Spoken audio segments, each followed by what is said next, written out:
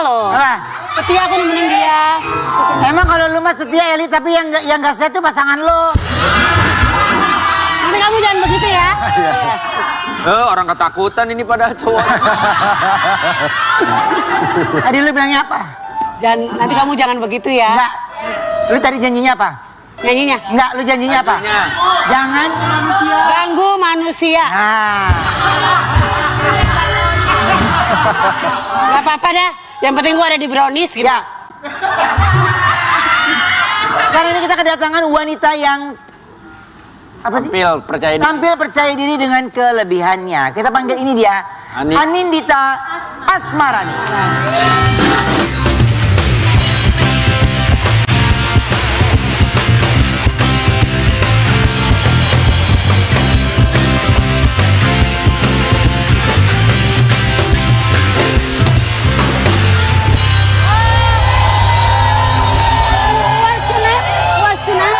What's your name?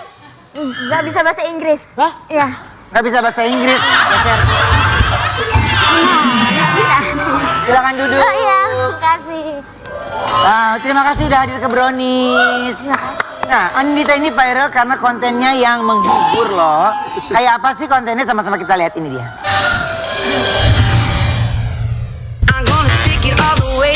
Bani, siapa sih yang ngira cewek cantik putih ini bule? Kenalin nih, Anindita Asmarani Putri. Cewek asli Indonesia loh. Gadis cantik asal Bekasi ini meledak viral karena memiliki kelainan genetik, yaitu tidak memiliki pigmen pada tubuhnya, atau yang biasa kita kenal sebagai albino.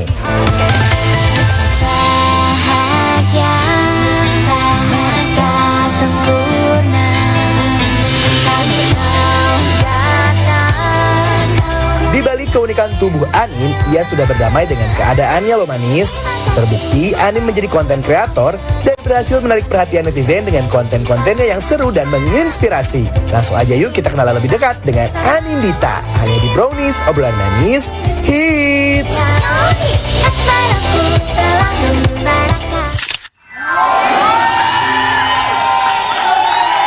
Berarti aku panggilnya apa? Anin. Anin ya. Anin, ini berarti kamu usia berapa tahun sekarang? Aku 24 tahun. Oh, tua kamu setahun, aku 23.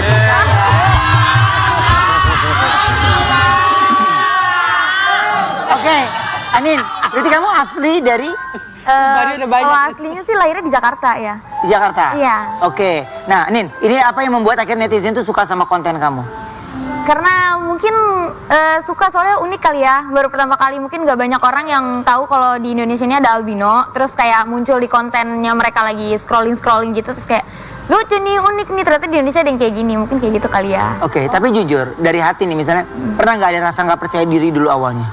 Pernah, karena lihat teman-teman kan beda ya bentukannya gitu kan. Jadi kayak kadang juga suka masuk ke pergaulan juga susah karena banyak yang belum kenal juga udah tahu-tahu ngomong apa gitu. Ada nggak kalimat mereka yang terkadang menyakitkan sekali? Ada, aku pernah dibilang kayak mayat hidup. Oke, tapi bagaimana kamu melewati itu semua? Karena kan nggak semua orang loh, misalnya ibaratnya aku atau nggak semua orang bisa melewati itu dengan ya gampang gitu ya. Tapi kalau kamu masih bisa ketawa, masih bisa tersenyum, gimana caranya? Kalau aku nggak pernah ngebohongin diri sendiri aja sih. Jadi kalau emang saatnya mau nangis di kamar ya nangis aja gitu. Ya. Tapi balik lagi ya kalau udah keluar kamar ya harus pede lagi aja gitu. Pernah memendam yang jelas ya. Iya, nggak usah dipendem-pendem lah, udah mau marah-marah, emosi nangis tapi di kamar aja. Iya, tapi keren loh, dia mengalihkannya juga ke kreatif ya, ke kreativitas. Akhirnya kontennya banyak ditonton orang. Alhamdulillah. Iya, oke. Tapi kalau kamu sendiri nih, kalau ya bersekolah atau berkelingkungan, biasanya yang paling susah itu ketika baru awal ya? Iya, betul. Kayak masuk SD, masuk SMP, masuk SMA. Pasti suasananya udah baru lagi tuh ya. Iya, orang-orangnya nggak kenal lagi. Penyesuaiannya baru lagi, adaptasi. Nah, kalau dari keluarga? Kalau dari keluarga sendiri, keluarga aku selalu yang kayak nggak pernah ngespesialin banget sih, justru karena nggak pernah dispesialin dan kayak pas kecil kan suka main keluar gitu kan ya, itu dibiarin aja gitu. Padahal sebenarnya harus banyak yang dijaga juga kan karena matahari atau apapun itu. Tapi karena dari situ jadinya mental bersosialisasi, mental terus aku juga masuk ke masyarakatnya juga jadi lebih berani gitu. Kuat lah ya. Oke, jadi maksud keluarga itu sebenarnya benar ya, supaya kamu tumbuh besarnya udah kuat Iya. mentalnya ya. Oke, nah tapi kamu pernah nggak sih ke dokter untuk konsultasi, untuk nanya keadaan kamu gitu? Nah, kalau ke dokter sejujurnya paling ke dokter mata waktu itu. Waktu kecil kenapa, sering sayang? bolak-balik dokter mata. Maksudnya ke dokter mata kenapa tuh? Karena waktu itu sempat pas lahir, dokter tuh udah bilang kalau menglihat anak tuh cuma 70%. Nah, dari situ jadi sering bolak-balik dokter mata, periksa mata, tapi ya udah gitu aja gitu. Jadi kayak nggak ada bener-bener solusi dan hasil yang bener-bener bisa ngebantu aku, dan akhirnya ya udah adaptasi aja gitu sampai aku bisa sebesar ini gitu. Tapi kamu bisa melihat dengan jelas kan, maksudnya? Jelas, tapi aku nggak bisa lihat detail secara jauh gitu. Oh, oke. Ya jadi dia berusaha untuk ya sama dengan yang lain, tapi ya kalau dia nggak ceritain kan kita nggak tahu ya. Oh iya. Gitu. Jadi kalau seandainya nanti teman-teman ketemu di mana mungkin Ani nggak nyapa itu bukan berarti sombong. Tapi memang karena dia punya batas, ada keterbatasan dalam jarak ya. Betul. Untuk jaraknya. Oke, Nin. Tapi nggak tahu ya. Kalau aku ngeliatnya kamu sudah melewati fase itu dan kamu sudah mengerti arti kata bersyukur, gitu ya. Betul. Dalam hal kamu sampai ada di posisi ini, siapa sih yang kamu pengen ucapin terima kasih atau mungkin banyak cinta yang dia berikan untuk kamu itu siapa? Yang pertama pasti ada orang tua. Ya, orang tua, karena orang tua yang benar-benar ada selalu di samping aku gitu, yang benar-benar menguatkan mental aku juga, yang benar-benar bisa bikin aku percaya diri juga. Terus ada adik aku juga pastinya, yang selalu nemenin, nggak malu lah lihat kakaknya kayak gini gitu kan. Mungkin nanti dia diinin sama teman-temannya atau gimana. Sama ada satu lagi yaitu yang sekarang alhamdulillah jadi kekasih aku gitu. Tadi ada di videonya. Ada orangnya? Tadi ada orang. Ada di video itu tadi yang. Coba sapa dia dong, coba sapa. Kemana itu? Ya. Halo Alif. Oh, Ali. Hai Alif. Alif. Dia nonton nih, nonton. Insya Allah semoga aja nonton. Dia nonton ya. Oke, tapi untuk tahu lebih lanjut ya, kita mungkin tanya sama ahlinya ya. Dan sekarang manis, kita akan masuk ke segmen Tanya Dong Dok.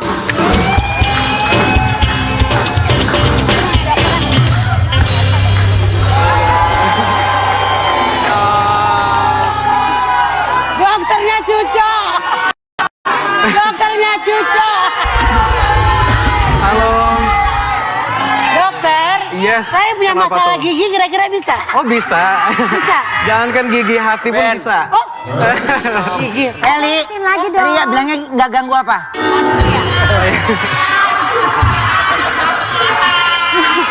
Soalnya kalau dia jangan, bulunya suka rontok, weh. Kasian ya. Aku ada dokter, aku mau tanya dulu artikelnya ya. Coba dokter, silakan Ti. Pengidap albinisme tak boleh kena sinar matahari, benarkah? Gimana tuh dok? Oke, jadi kita harus tahu dulu nih, albinisme atau albino itu apa. Albino itu merupakan suatu kelainan genetik yang dimana dia tuh tidak memiliki atau hampir minim banget pigmen. Pigmen itu tujuannya untuk mewarnai kulit. Nah, dan selain mewarnai kulit, tujuannya juga untuk melindungin dari sinar matahari. Kalau kita ngomongin masalah kulit manusia, itu tuh ada istilah bahasa awamnya itu ada levelnya. Dari level 1 sampai level 6. Semakin banyak pigmen akan semakin gelap warnanya. Nah, kita bersyukurnya orang Indonesia itu di tengah-tengah levelnya. Jadi memang udah ada pigmen yang bagus tapi tidak berlebihan, tidak kekurangan. Nah, bagi orang albino, dia levelnya paling rendah. Sehingga jika terkena sinar matahari, resiko penyakit yang disebabkan sinar matahari, contohnya kanker kulit ataupun penyakit kulit lainnya, itu akan lebih beresiko. Lebih cepat dia bereaksi. Lebih cepat. Ya? Nah, makanya kalau ditanya berbahaya apa enggak, sebenarnya berbahaya gitu. Oke. Jadi, tapi ada nggak sih kelemahan lain gitu, dok, yang memang mungkin yang dialami sama Anin ya? Ada nggak? Jadi kalau kelemahan lain pastinya ya, namanya albino kan dia pigmennya bukan hanya di kulit saja, tapi dia mengenai rambutnya juga. Rambut kan juga ada pigmennya juga kan, makanya dia kalau kita warnanya hitam, sedangkan orang albino warnanya akan lebih terang atau lebih pucat. Dan selain itu juga ada di mata. Mata kita kan ada biasanya memberikan warna hitam gitu kan, nah sedangkan albino akan lebih pucat. Jadi kalau kelainan lainnya otomatis akan ada biasanya pada daerah mata, cuman tetap walaupun emang berbahaya kena sinar matahari tadi, harus ada proteksi diri, harus menggunakan tabir surya gitu. Iya benar. Oke. Gitu. Tapi gini, Dok, ini ada nggak sih gejala tertentu yang mungkin yang nggak dialami sama Anin? Dari ucapan tadi dokter ada nggak yang nggak dialamin? Alamin semua karena kayak mata itu lebih sensitif juga ke sinar matahari. Terus aku pendengar, jadi lensa aku tuh kan gak bisa diem ya. Jadi normalnya tuh dia akan terus bergerak. Dan itu kalau nggak salah namanya kiri gitu, kan? nystagmus ya. Betul, ya, nystagmus.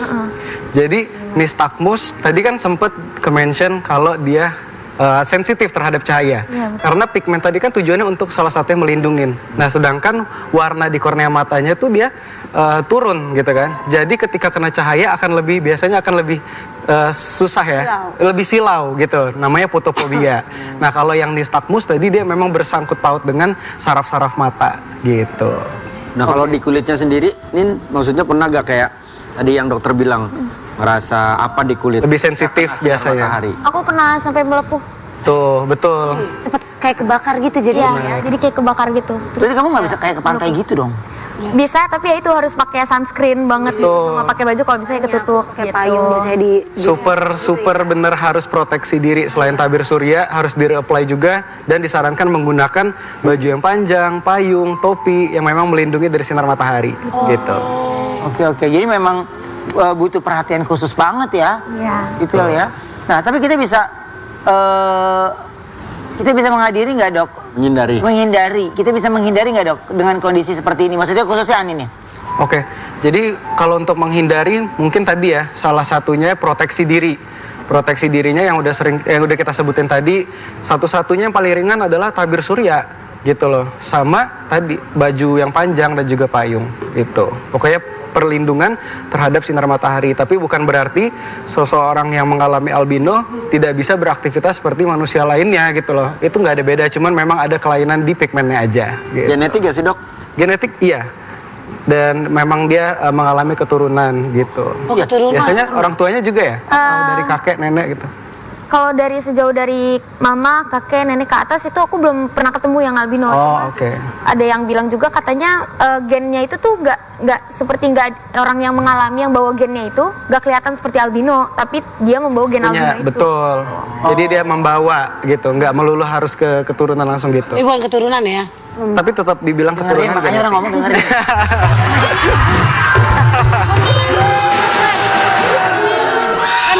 Takutnya hamilnya. Pertama dari hamilnya gitu. Oh gitu. Bukan. Oke, ya udah, dokter Niko udah. Masa gitu? Lu sono lagi, dokter Niko sini aja.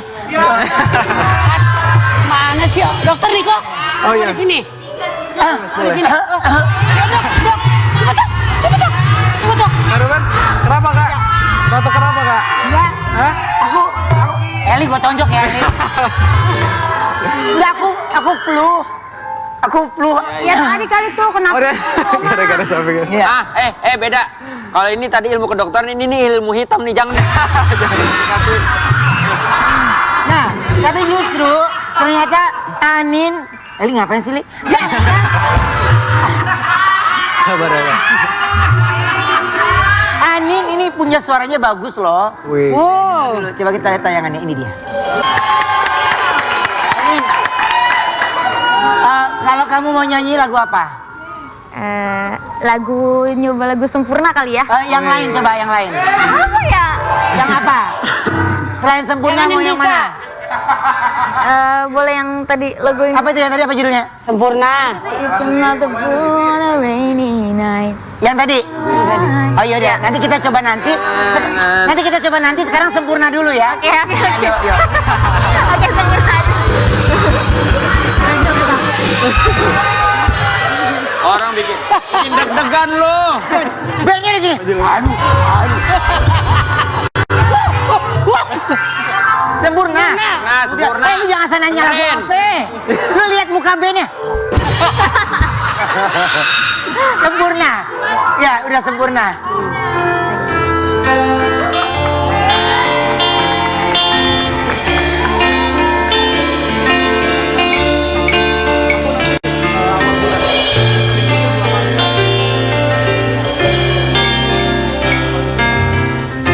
Jadi sebulan itu bisa 8 hari aku untuk syuting doang.